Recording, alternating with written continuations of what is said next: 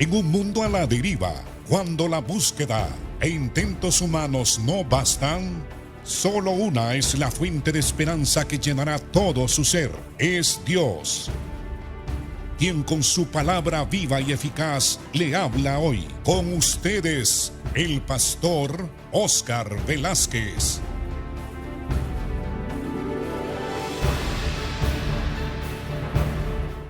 Dios les bendiga, amados hermanos.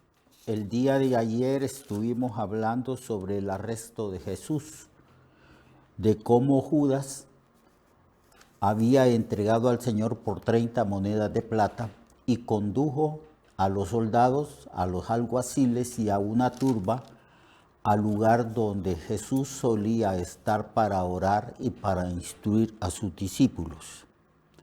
Y cómo Judas, para identificar quién era Jesucristo, se había puesto de acuerdo con los soldados y los alguaciles y les había dicho: a quien yo bese en la mejilla, ese es él. Y por eso el Señor le dijo a Judas: Judas, ¿con un beso entregas al Hijo del Hombre? Y estuvimos hablando de ese arresto, de cómo se llevó a cabo y cómo el Señor, para proteger a sus discípulos, dijo: yo soy a quien buscáis, dejad pues ir a estos, para que se cumpliese una profecía de que estaba escrito de que los que eran de Jesús, ninguno de ellos se iba a perder. Hoy, amados hermanos y hermanas, comenzamos desde el versículo 12 en adelante, donde ya Jesús, atado por los alguaciles, fue llevado a los sumos sacerdotes Anás y Caifás. Verso 12 del capítulo 18 del Evangelio según San Juan. Entonces la compañía de soldados, el tribuno y alguaciles de los judíos prendieron a Jesús y le ataron y le llevaron primeramente a Anás, porque era suegro de Caifás, que era sumo sacerdote aquel año. Este Caifás es el que había dado consejo a los judíos de que convenía que un solo hombre muriese por el pueblo. En los otros evangelios se aclara que Caifás, siendo el sumo sacerdote, profetizó sin saberlo de que Cristo iba a morir por el pueblo, como lo había dicho anteriormente el ángel cuando habló con María, que había dicho de que iba a morir por los pecados del pueblo para que el pueblo fuera ciertamente redimido.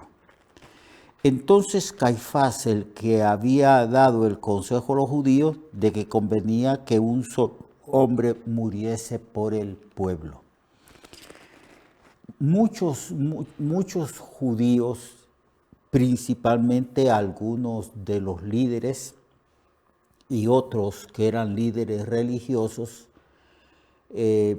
procuraban de alguna manera mantener contento al Imperio Romano.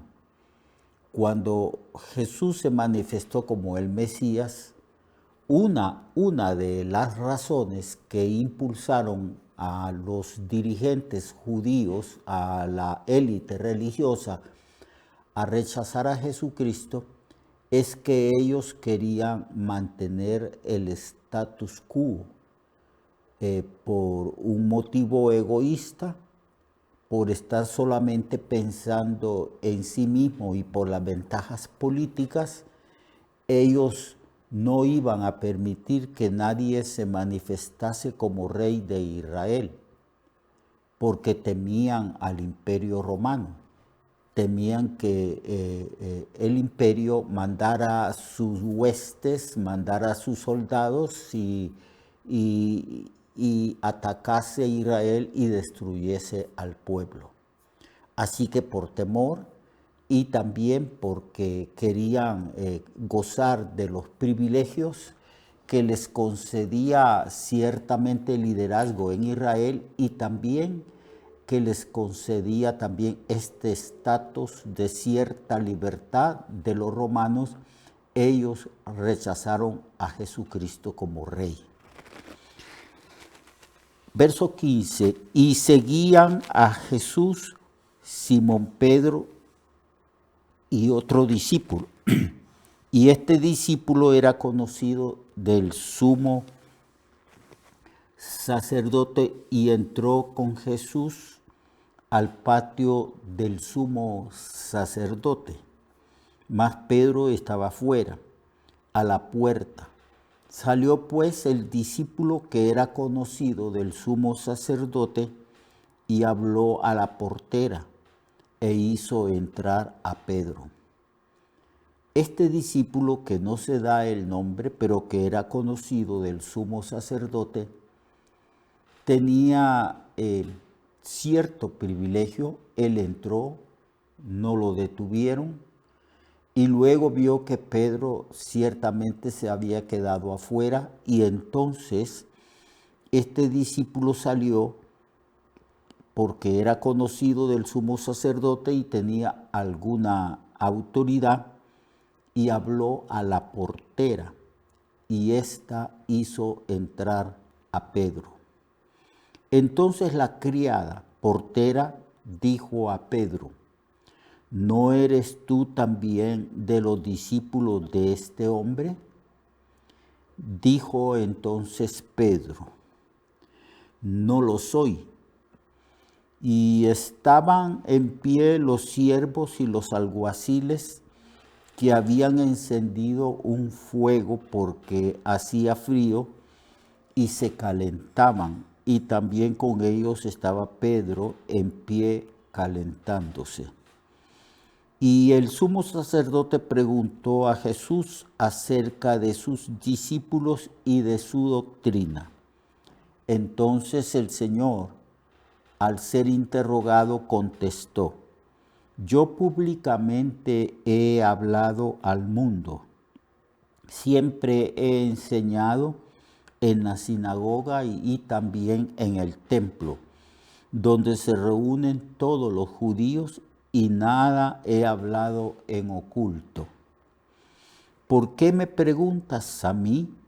Pregunta a los que han oído que les haya yo hablado. He aquí ellos saben lo que yo he dicho. En primer lugar, todo este proceso y este juicio y este interrogatorio que le hicieron a Jesús es totalmente inválido. No era lícito, estaba establecido en las leyes de Israel que se hiciera un juicio fuera de las horas laborables. Aquí está Jesús siendo interrogado por estos sumos sacerdotes, Anás y también Caifás. Y estos sumos sacerdotes hacen preguntas a Jesús y le preguntan sobre la doctrina. Y el Señor responde que su doctrina había sido expuesta a todo el pueblo, y el lugar favorito para hablarle al pueblo, porque el Señor sabía que el pueblo se reunía en el atrio del templo. Ahí solía ir Jesucristo siempre, juntamente con sus discípulos, para instruir, para enseñar las Escrituras al pueblo de Israel. Nada hizo en oculto. Siempre habló con valentía, y cuando en las polémicas que el Señor tuvo con la dirigencia y la élite religiosa, el Señor también habló públicamente. Nunca habló en secreto, sino que Él hablaba directamente a todos, y cuando le tocaba estas contiendas y estas polémicas, que porque no lo querían recibir como el Mesías, el Señor habló también públicamente. Les decía hipócritas, sepulcros blanqueados y otras cosas, porque ciertamente lo que más resaltaba Jesús respecto a las fallas de liderazgo del pueblo de Israel era la hipocresía de ellos. Así que cuando a él le pregunta el sumo sacerdote acerca de su doctrina y acerca de sus discípulos, Jesús dice: yo he hablado públicamente, y en efecto así era, y eso lo conocían sus enemigos también. El Señor solía por las mañanas ir al templo con sus discípulos para instruir y capacitar en la palabra del Señor a todo el pueblo. Por eso en el verso 21 el Señor les pregunta: ¿por qué me preguntas a mí? Pregunta a los que han oído que les haya yo hablado. Es decir, que el Señor presenta a todas las personas, que eran cientos de personas, quizás miles de personas, que durante los 3 años en que Cristo estuvo predicando y enseñando, le oyeron a él. Así que el Señor le dice al sumo sacerdote: pregunta a todo el pueblo, pregunta y verás y sabrás qué es la doctrina y la enseñanza que yo enseñé. Y no tenían que preguntar, porque tanto los fariseos, los escribas, algunos dirigentes del Sanedrín habían estado siempre pendientes de Jesús y escuchando todas las enseñanzas de Jesús. Ellos eran testigos que el Señor nunca dijo nada fuera de lugar y en oculto. Siempre estuvo en las plazas de las ciudades donde Él fue a predicar, y todo lo que lo hizo a la luz del día. Traían a los enfermos y los sanaban. Hacía milagros y públicamente también resucitó a algunas personas que estaban muertas. Así que el ministerio de Jesús fue totalmente transparente. Por eso le dice en el verso 21 el Señor: ¿por qué me preguntas a mí? Pregunta a los que han oído ¿qué les haya yo hablado? He aquí, ellos saben lo que yo he dicho. Y cuando Jesús hubo dicho esto, uno de los alguaciles que estaba allí le dio una bofetada al Señor, diciendo: ¿así respondes al sumo sacerdote? Jesús le respondió: si he hablado mal, testifica en qué está el mal. Si bien, ¿por qué entonces me golpeas? Anás entonces envió atado a Caifás, el sumo sacerdote, envió a Jesús. Estaba pues Pedro en pie calentándose, y le dijeron: ¿no eres tú de sus discípulos? Él negó y dijo: no lo soy. Y uno de los siervos del sumo sacerdote, pariente de aquel a quien Pedro había cortado la oreja, le dijo: ¿no te vi yo en el huerto con él? Negó otra vez Pedro, y enseguida cantó el gallo. Esta negación de 3 veces que protagonizó Pedro fue profetizada por el Señor. Pedro le había dicho al Señor, en respuestas a las palabras que el Señor había dicho, que sus discípulos se iban a escandalizar y que iban a ser esparcidos y huir. Entonces Pedro dijo: yo no me voy a escandalizar de ti. Yo estoy dispuesto, si es posible, a entregar mi vida por ti. Y cuando el Señor oyó estas palabras de Pedro, le dijo: ¿tú vas a entregar mi vida por mí? Te aseguro, le dijo el Señor, que antes de que el gallo cante, tú ya me habrás negado 3 veces. Y aquí, en este relato de Juan, en el capítulo 18, se está cumpliendo lo que el Señor había profetizado respecto a Pedro, a su actitud, a su temor y a su negación.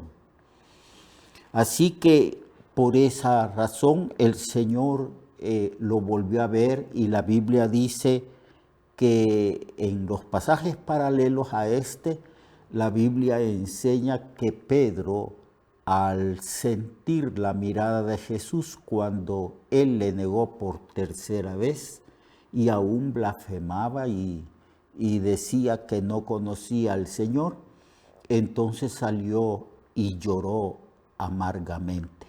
Ha de haber sido una experiencia terrible y dolorosa para Pedro, porque no podemos negar que Pedro amaba al Señor, pero en un momento de debilidad le negó 3 veces. Esta es una lección para todos nosotros. Pedro había fanfarronado, Pedro había mostrado la confianza en sí mismo. Él estaba plenamente seguro de que podía dar su vida por el Señor y que nunca se iba a escandalizar del Señor.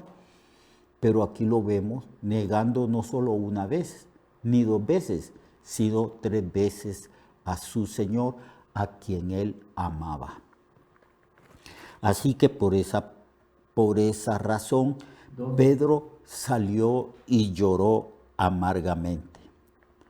Entonces llevaron a Jesús de casa de Caifás al pretorio.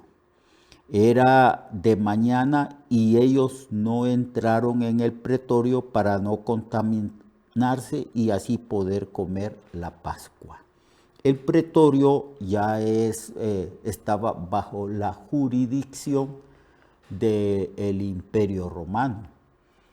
Lo llevaron ahí para que también el imperio juzgara y condenara al Señor, porque era común en el tiempo de los Césares y en el tiempo del Imperio Romano que el Imperio Romano, cuando conquistaba un país, entonces permitía que ese país se rigiera por sus propias leyes, solamente que no permitía que ningún país bajo el dominio del imperio pudiera ejecutar a muerte a cualquier persona, porque esa era la manera que el imperio demostraba que esos países estaban bajo su dominio y que solamente el imperio podía ejecutar a muerte a una persona. Es por esa razón que llevaron a Jesús al pretorio, para que Jesús fuese juzgado también por los representantes romanos, en este caso Pilatos.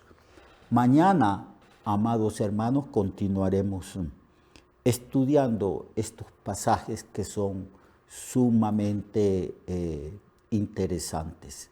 Mientras tanto, Dios le bendiga, Dios le guarde a usted, guárdese para el Señor, procure vivir una vida de obediencia y amémonos los unos a los otros. Hasta mañana, Dios le bendiga.